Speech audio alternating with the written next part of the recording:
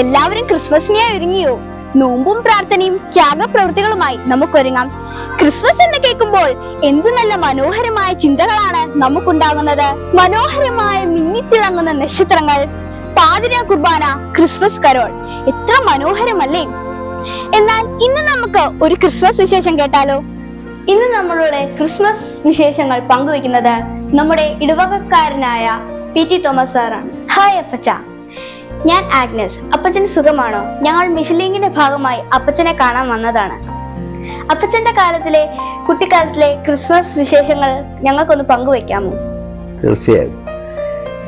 എൻ്റെ ചെറുപ്പത്തിൽ എനിക്ക് 7-8 വയസ്സുള്ളപ്പം പുൽക്കൂട് ഉണ്ടാക്കാൻ തുടങ്ങിയ അന്ന് പുൽക്കൂടും രൂപങ്ങളും ഒന്നുമില്ല. മിതത്തിന് ഇയാളുടെ പൊത്തി കമ്പ് കുത്തി കയറ്റി ഇതൊക്കെ വെച്ച് കെട്ടി വാരിയൊക്കെ വെച്ച് കെട്ടി അതിൽ പുല്ല് പറിക്കും. ഉണ്ണീശോ പുല്ലും ഉണ്ട്, അത് സൈസ് പുല്ല്, അത് കുറവാന്ന് തോന്നുന്നു. അത് കൊണ്ടുവന്ന് വെച്ച് കെട്ടി അതിൻ്റെ അകത്ത് രൂപങ്ങളൊന്നും ഇല്ല. അന്ന് ക്രിസ്മസ് കാർഡ് മാത്രമേ ഉള്ളൂ. എൻ്റെ പേരമ്മയുടെ മകനെ അച്ഛൻ പിടിക്കുന്ന ഒരു ചമ്മച്ചനുണ്ടായിരുന്നു. അച്ഛന് അവിടെ നിന്ന് ഒരു ക്രിസ്മസ് ആകുമ്പോഴേ ഇതൊക്കെ അയച്ചു തരും. വലിയ കാർഡാണ്, ചെറുതൊക്കെ ആയിട്ട് ആദ്യം, അത് കഴിഞ്ഞ് വലിയ കാർഡുകൾ ഇങ്ങനെ അയച്ചു. അതൊക്കെയാണ് പുൽക്കൂട്ടി വെക്കുന്നത്, അല്ലാതെ രൂപങ്ങളും ഇതൊന്നുമില്ല അന്ന്. അങ്ങനെ വെച്ച് പിന്നെ ഒരു 8-9 വയസ്സായപ്പോഴത്തേനും ഞാനും ഉയർന്നു, ലോകം മുന്നോട്ട് പോയി. അന്നേരത്തിന് വലിയ മുറ്റത്ത് വലിയ കൊമ്പും കോലും കാപ്പിയുടെ കമ്പും ഒക്കെ വെച്ച് കിട്ടി വലിയ വരയായിട്ട് അത് കച്ചി കൊണ്ടും പോകും. അന്നേരം കിട്ടുമായിരുന്നു. അകത്തില്ല, പുല്ല് പറിച്ചുകൊണ്ടിരുന്നു. എന്നിട്ട് പിന്നെ ചെറിയ രൂപ അന്ന് ഇവിടെയെങ്കിലും രൂപങ്ങളൊന്നും. പള്ളിയിൽ ഞാൻ ആൾപ്പള്ളിയിലായിരുന്നു പോയിക്കൊണ്ടിരുന്നത്. വീട് അടുത്തായിരുന്നു. അന്നേരം അവിടെ ഈ പള്ളി ചെറുപ്പത്തിൽ ഇത് ഓരോന്നും ഉണ്ടാക്കുന്ന കപ്പിയാർ അപ്പിച്ചേട്ടെന്ന് പറഞ്ഞാൽ അവിടുത്തെ കപ്പിയാരെന്ന് ആ അച്ഛൻ പൊള്ളി ഇതെല്ലാം ഉണ്ടാക്കുന്നത് ചെറുപ്പമായിട്ട് പോയി നോക്കി കാണും.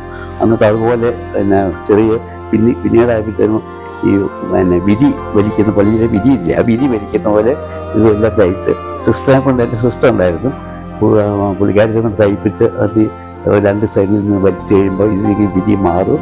അന്നേരം അവിടെ രൂപക്കൂടും ഇതെല്ലാം കാണുമ്പോൾ രസമായിരുന്നു. നക്ഷത്രം ഉണ്ടാക്കി അതിൻ്റെ അകത്ത് കടലാസ് ഒട്ടിക്കുക, അകത്തല്ല പുറത്തെല്ലാം കടലാസ് ഒട്ടിച്ച് അത് ഈറ്റ വലിയൊരു ഈ ക്രിസ്മസ് അന്ന് വരുമെന്ന് പറയുമ്പോൾ ഈറ്റയൊക്കെ വീട്ടിലേക്കൊന്ന് കീറി അത് നക്ഷത്രം, വലിയ നക്ഷത്രം ഉണ്ടാക്കുന്നത്. എന്നിട്ട് അന്ന് ഈ മെഴുതിരിയൊക്കെ ആദ്യം കത്തിച്ചു വെക്കും. അത് കുറച്ച് കാറ്റ് വെച്ച് അങ്ങോട്ടും ഇങ്ങോട്ടും ഈരം കത്തിപ്പോവും. പിന്നീട് താഴെ ഒരു ഇത് നക്ഷത്രത്തിൻ്റെ അടിയിൽ ഒരു തട്ടൊക്കെ ഉണ്ടാക്കി അതിൻ്റെ അത് പാട്ടവിളക്കാണ്. വീട്ടിലൊക്കെ ഊട്ടുവിളക്കാണെന്നുള്ളത്. അതിന് പാട്ടവിളക്ക് വാങ്ങിക്കാൻ കിട്ടും. അതിനകത്ത് തിരിയിട്ട് മണ്ണെണ്ണ പിടിച്ച് ഇതിനകത്ത് കത്തിച്ചു വെക്കും. അതിന് പ്രകാശം വരും, അല്ലെങ്കിൽ പ്രകാശമില്ല. ലൈറ്റിൽ ഉണ്ടെങ്കിൽ ഇപ്പോഴും നമുക്കതിൻ്റെ അന്നത്തെ ജീവിത രീതി എന്ന് പറയുന്നത് വലിയ പ്രയാസമാണ്. അപ്പച്ചൻ പുൽക്കൂടിനെ കുറിച്ച് പറഞ്ഞതിനെല്ലാം വളരെ നന്ദി. അപ്പച്ചന്റെ കുട്ടിക്കാലത്ത് പള്ളിയിൽ പോകുന്നതും പിന്നെ നോമ്പുകാല കാര്യങ്ങൾ ചെയ്യുന്നതൊക്കെ എങ്ങനെയാണെന്നും കൂടി പറയാമോ? എൻ്റെ ചെറുപ്പകാലത്ത് എന്നും അമ്മ വിളിച്ചപ്പോൾ എന്നെ വിടും പള്ളിയിൽ. എന്നും പോകും. ഈ നോയമ്പ് പ്രത്യേകിച്ച് ഒരു ദിവസം പോലും മുടക്കാതെ 25 ദിവസവും പോകും. അന്ന് നോയമ്പെടുക്കാന്ന് പറഞ്ഞാൽ വലിയ ഇറച്ചി, മീൻ ഇതൊന്നും വീട്ടിൽ കയറ്റിയല്ല. നോയമ്പെടുക്കാന്ന് പറഞ്ഞാൽ ഇറച്ചി മീനൊന്നും കൂട്ടിയല്ല, മുട്ട പോലും കൂട്ടിയല്ല. ചിലർ എനിക്കും പാലൊഴിച്ച് കാപ്പി തരുമായിരുന്നു. കാപ്പി പോലും പാലൊഴിച്ച് കുടിക്കാത്തുള്ള നോയമ്പായിരുന്നു അന്ന്. വലിയ നോയമ്പോ 50 നോയമ്പുണ്ടല്ലോ, അത് വലിയ കഠിനമായിട്ടുള്ള നോയമ്പുകൾ. അപ്പച്ച 25 ദിവസം നോമ്പിനും ക്രിസ്മസിനും പള്ളിയിൽ പോകുന്നതിന് സമ്മാനം ഉണ്ടായിരുന്നു പള്ളിയിൽ? ഇല്ല, അന്ന് സമ്മാനമൊന്നുമില്ല.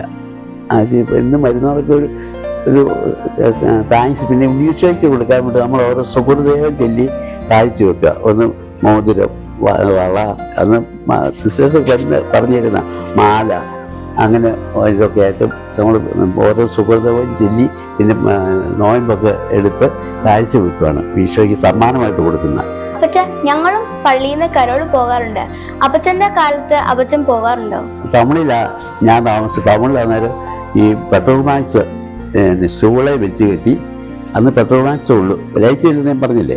അന്നേരം പെട്രോൾ മാക്സ് സ്റ്റൂളെ വെച്ച് കെട്ടി തലയെ വെച്ചുകൊണ്ട് നടക്കുക. മിന്നല് 5-6 പേര് കാണും. എന്നിട്ട് ഓരോ വീട്ടിലും ചണ്ടയും ഇതൊക്കെ കൊട്ടി പാട്ടൊക്കെ പഠിച്ച് ഈ ടൗണിൽ കൂടെ പോകുമല്ലായിരുന്നു, ഉൾപ്രദേശത്തോട്ടൊന്നും പോകുകയായിരുന്നു. ഞാനോ അന്ന് ചെറുപ്പമായിരുന്നുകൊണ്ട് ആ കൂടത്ത് വീട്ടിൽ കഴിയുമ്പോൾ ആ കൂടെ ഞാനും ഇറങ്ങിപ്പോൾ ടൗണിൽ കൂടെ എല്ലാം ചുറ്റും നടന്നാണ് പള്ളിപ്പുറത്ത് കയറ്റി വിട്ടേച്ച് വീട്ടിൽ വരുള്ളൂ. അന്ന് ഈ ക്രിസ്മസിന്റെ അന്നാ ഈ കരോളിനും പോയത്. അപ്പച്ച, ഞങ്ങൾക്ക് ക്രിസ്മസിനെ കുറിച്ച് എന്ത് ഉപദേശമാണ് നൽകാനുള്ളത്? നിങ്ങൾ ഇപ്പം വീട്ടില് ഇപ്പം എല്ലാ വീട്ടിലും മിക്കവാറും ക്രിസ്മസിന് വേണ്ടി ഉൾക്കൊണ്ടുണ്ടാക്കി അതിന് മത്സരവും അതൊക്കെ നിങ്ങൾ കൂടുന്നുണ്ടോയെന്ന് എനിക്കറിയില്ല. അന്നൊക്കെ എല്ലാവരും ഉണ്ടാക്കി വലിയ മത്സരമായിരുന്നു. അന്നേരം അത് ഭക്തിപരമായിട്ട് ചെയ്യണം. നമ്മുടെ വിശ്വാസ ഹൃദയത്തിൽ നിന്ന് ഉണ്ടാകുന്ന ഒരു ഭക്തിയും കൂടെ വേണം. ഉൾക്കൊള്ളുന്ന ആഘോഷമായിട്ട് അവിടെ തിരി കത്തിച്ച് കമ്പിത്തിരിയൊക്കെ കത്തിച്ച് ഒക്കെ നടന്നത് ആകെയില്ല. ഈശോയെ നമ്മുടെ ഹൃദയത്തിലാണ് സ്വീകരിക്കേണ്ടത്. ആ ഈശോയെ നമ്മൾ നോയമ്പെടുക്കുന്നതന്നെ ഒരു നമ്മുടെ ത്യാഗമാണ്. നോയമ്പെടുക്കാന്ന് ഈശോയ്ക്ക് വേണ്ടി നമ്മൾ ത്യാഗം ചെയ്ത് ഈശോയെ സ്വീകരിക്കുക. അപ്പം ഈശോ വരുമ്പോൾ നമ്മൾ 2 കൈ നീട്ടി നമ്മളെ ഹൃദയത്തിൽ സ്വീകരിച്ച് ഈശോയ്ക്ക് നന്ദി പറഞ്ഞ് അതാണ് നമ്മൾ കൂടുതൽ പഠിക്കേണ്ടത്. പിന്നെ നമ്മളെ വിശ്വാസം നമുക്ക് എപ്പോഴും വേണം. വിശ്വാസം ക്രിസ്തുമസ് ഇങ്ങനെ എന്തിനു വന്നു, എന്തിനു ചെയ്യുന്നു എന്നൊക്കെ ഒരു ചിന്തയൊന്നും ഇല്ലപ്പോഴത്തെ പിള്ളേർക്കെന്ന് എനിക്ക് തോന്നുന്നത്. പ്രിയ കൂട്ടുകാരെ, നമ്മൾ ഇത്രയും നേരം അപ്പച്ചന്റെ ക്രിസ്മസ് വിശേഷങ്ങൾ കേൾക്കുകയായിരുന്നു. അപ്പച്ചൻ പകർന്നു നൽകിയ ഈ അനുഭവങ്ങൾ നമുക്ക് മാതൃകയാക്കാം. അങ്ങനെ ഈ ക്രിസ്മസ് ആഘോഷത്തിലൂടെ നമുക്കും ഉണ്ണീശോയെ നമ്മുടെ ഹൃദയത്തിൽ സ്വീകരിക്കാം.